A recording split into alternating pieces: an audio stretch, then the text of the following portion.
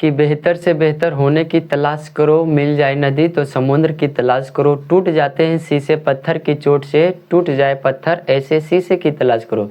देखिए आज आपको क्लास 10th के फिजिक्स का दूसरा चैप्टर जो होता है प्रकाश का अपवर्तन से देखेंगे, ठीक नहीं, कि प्रकाश का अपवर्तन क्या होता है, इसका कितना नियम होते हैं और कौन कौन से होते हैं, ठीक नहीं। तो यहाँ पे लिखा हुआ है कि प्रकाश का अपवर्तन, चैप्टर का नाम लिखा हुआ प्रकाश का अपवर्तन। तो देखिए प्रकाश का अपवर्तन क्या होता है, इसको समझने से पहले आपको देखना पड़ता है माध्यम, ठीक नहीं। तो माध्यम किसे कहते हैं, तो देखिए क्वेश्चन लिखते हैं कि पारदर्शी माध्यम किसे कहते हैं, पारदर्शी माध्यम किसे कहते हैं, ठीक है। और ये माध्यम का कितना प्रकार होता है, ठीक है ना, और प्रकार जो होता है तो कौन कौन सा होता है। तो सबसे पहले आप देखिए पारदर्शी माध्यम उसे कहते हैं कि वैसा माध्यम जिससे प्रकाश आसानी से आर पार हो जाता है, उसे क्या कहते हैं, तो उसे पारदर्शी माध्यम कहते हैं। तो इसमें लिख सकते हैं आप कि वैसा माध्यम, वैसा माध्यम, वैसा माध्यम जिससे होकर, जिससे होकर होकर प्रकाश, प्रकाश आसानी से, प्रकाश आसानी से, जिससे होकर प्रकाश आसानी से आर पार हो सके, होकर प्रकाश आसानी से आर पार हो सके, आर पार हो सके, ठीक है ना, हो सके। क्या लिखा हुआ है कि वैसा माध्यम जिससे होकर प्रकाश आसानी से आर पार हो सके उसे क्या कहते हैं, उसे पारदर्शी माध्यम कहते हैं, उसे पारदर्शी माध्यम कहते हैं, ठीक है ना, उसे पारदर्शी माध्यम कहते हैं, ठीक है ना, माध्यम कहते हैं, माध्यम कहते हैं, ठीक है ना। अब देखिए बताएंगे आपको कि पारदर्शी माध्यम कितने प्रकार के होते हैं, ठीक है। तो यहाँ पे पहले लिखा हुआ है कि पारदर्शी माध्यम किसे कहते हैं, तो वैसा माध्यम जिससे होकर प्रकाश आसानी से आर पार हो सके उसे क्या कहते हैं, उसे पारदर्शी माध्यम कहते हैं, ठीक है। तो पारदर्शी माध्यम का दो प्रकार हो जाता है, पारदर्शी माध्यम का दो प्रकार हो जाता है। पहला हो जाता है विरल माध्यम, विरल माध्यम पहला हो जाता है विरल माध्यम, और दूसरा हो जाता है सघन माध्यम, दूसरा हो जाता है सघन माध्यम, दूसरा हो जाता है सघन माध्यम, ठीक है ना। इसका अगर जो परिभाषा देखेगा तो एग्जाम्पल जो रहता है ना, जैसे दो गो दे देगा, उसमें बोलेगा कि कौन सा विरल माध्यम और कौन सा सघन माध्यम, तो वहाँ पे समझना आसान होता है। इसमें देखिए अगर जो आप इसका परिभाषा लिख सकते हैं विरल माध्यम, तो इसमें लिखिए वैसा माध्यम, डायरेक्ट लिखिए जिसका घनत्व कम होता है, जिसका घनत्व कम होता है, जिसका घनत्व, जिसका घनत्व कम होता है, क्या होता है, कम होता है, ठीक है ना, उसे कम होता है उसे क्या कहते हैं, विरल माध्यम। इसमें लिख दीजिए जिसका घनत्व अधिक होता है, जिसका घनत्व, घनत्व अधिक होता है उसे क्या कहते हैं, तो उसे कहते हैं सघन माध्यम, जिसका घनत्व अधिक होता है, जिसका घनत्व अधिक होता है, ठीक है ना। तो देखिए पहला नंबर देखें कि पारदर्शी माध्यम क्या होता है, दूसरा देखें कि पारदर्शी माध्यम के कितने प्रकार, तो दो प्रकार हो जाता है। पहला हो जाता है विरल माध्यम और दूसरा हो जाता है सघन माध्यम। तो विरल माध्यम में अन्य जिसका घनत्व जो है ना कम होता है उसे क्या कहते हैं, उसे विरल माध्यम कहते हैं, और जिसका घनत्व अधिक होता है उसे सघन माध्यम। लेकिन प्रकाश की चाल जो है ना, जिसमें घनत्व कम होता है उसमें प्रकाश की चाल अधिक होता है, और जिसमें घनत्व अधिक होता है उसमें प्रकाश की चाल कम होता है, ठीक है ना। तो देखिए आगे आता है 3 गो क्वेश्चन होता है, जो कि पहला नंबर में देखिए कि मतलब निर्वात में प्रकाश की चाल कितना होता है, और कांच में प्रकाश की चाल कितना होता है, और जल में प्रकाश की चाल कितना होता है, ठीक है ना। तो देखिए यहाँ पे लिख देते हैं पहला कि निर्वात में प्रकाश की चाल, निर्वात में प्रकाश की चाल, निर्वात में प्रकाश की चाल, ठीक है ना, निर्वात में प्रकाश की चाल, ठीक है। तो देखिए यहाँ पे ध्यान से, तो निर्वात में हो जाता है 3 लाख, कितना हो जाता है, 3 लाख किलोमीटर प्रति सेकेंड। तो 3 लाख इकाई दहाई सैकड़ा हजार 10,000 लाख किलोमीटर प्रति सेकेंड। इकाई दहाई सैकड़ा हजार 10,000 लाख कितना हुआ 3 लाख किलोमीटर प्रति सेकेंड। इसको ऐसे भी लिख सकते हैं 3 गुना 10⁻5 किलोमीटर प्रति सेकेंड। अगर जो मीटर में दिया रहे, अगर जो मीटर प्रति सेकेंड दिया रहे तो वहाँ पर रहेगा 3 गुना 10⁻8 मीटर प्रति सेकेंड। कितना 3 शून्य जो है ना बढ़ जाता है। 1 किलोमीटर में होता है 1000 मीटर, तो 1000 यानी 3 शून्य जो है ना बढ़ जाता है। और दूसरा चलाता है इसी में, दूसरा चलाता है कि कांच में प्रकाश की चाल। तो कांच में प्रकाश की चाल हो जाता है यानी कांच में प्रकाश की चाल, कांच में प्रकाश की चाल, ठीक है। तो कांच में हो जाता है 2,25,000 किलोमीटर प्रति सेकेंड। 2,25,000 किलोमीटर प्रति सेकेंड। इकाई दहाई सैकड़ा हजार 10,000 लाख 2,25,000 किलोमीटर प्रति सेकेंड।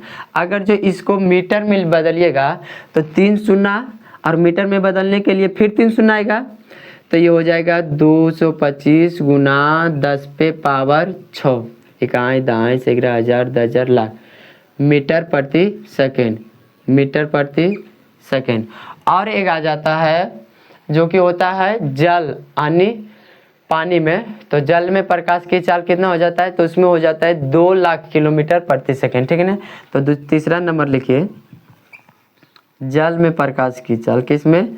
जल में प्रकाश की चाल। तो इसमें होता है 2 लाख, 2 पर कितना शून्य तो 5 शून्य, ठीक है ना।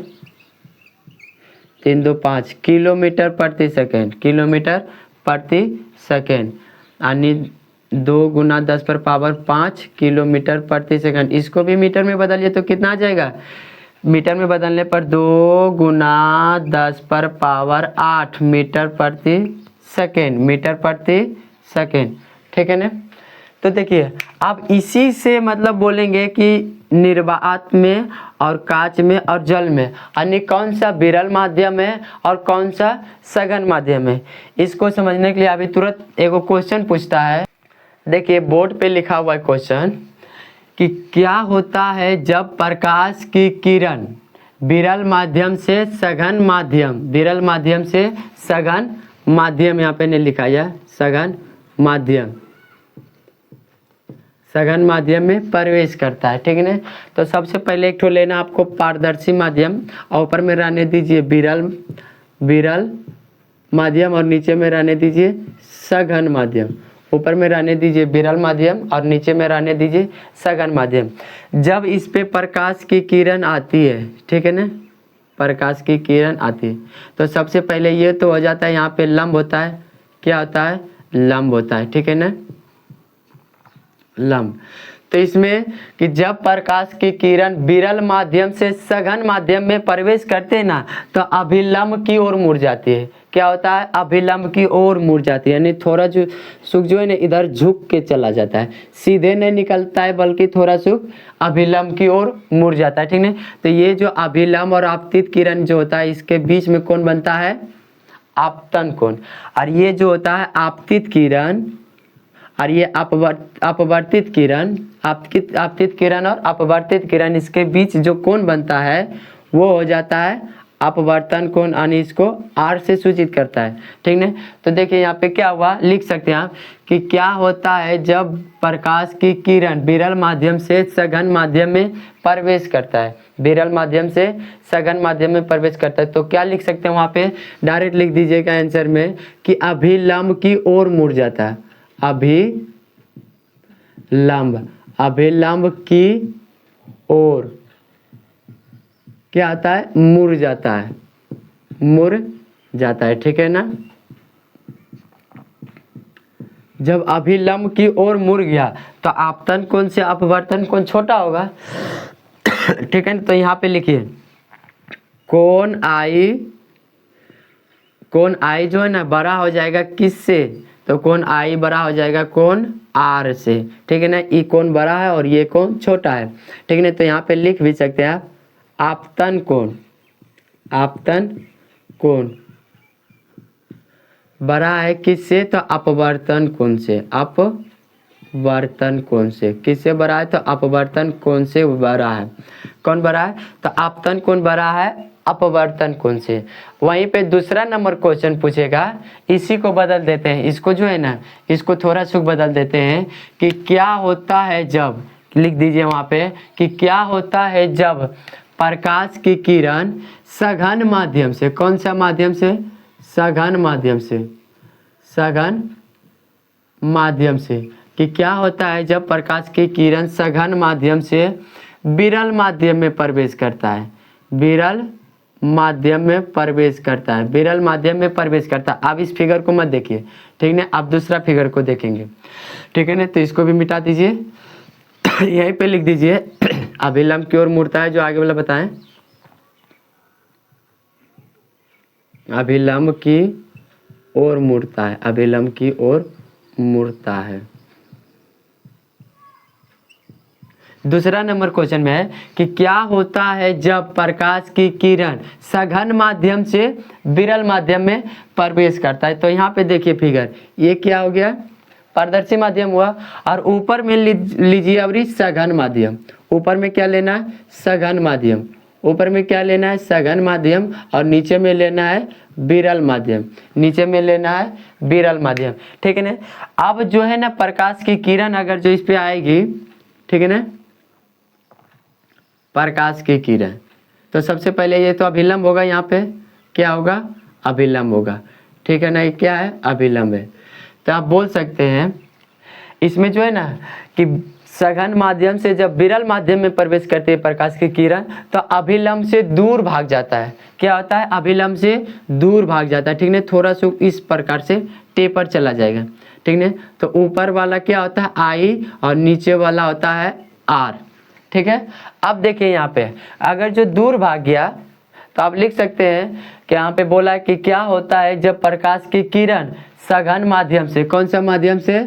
सघन माध्यम से विरल माध्यम में प्रवेश करता है। तो वहाँ पे लिख दीजिए आप कि अभिलंब से दूर भाग जाता है, अभिलंब से दूर भाग जाता है, अभिलंब से दूर भाग जाता है, ठीक है ना, दूर भाग जाता है, अभिलंब से दूर भाग जाता है। अब देखिए यहाँ पे अब की बार जो है कि कोण आई से बड़ा है कोण आर, यानी आपतन कोण से बड़ा होगा अब अपवर्तन कोण। यहाँ पे लिख दीजिए कोण आई बड़ा है, किससे बड़ा है? तो कोण आई जो है ना कि बड़ा है कोण आर, मतलब बड़ा है किससे? कोण आई से। तो यहाँ लिख दीजिए कोण आर।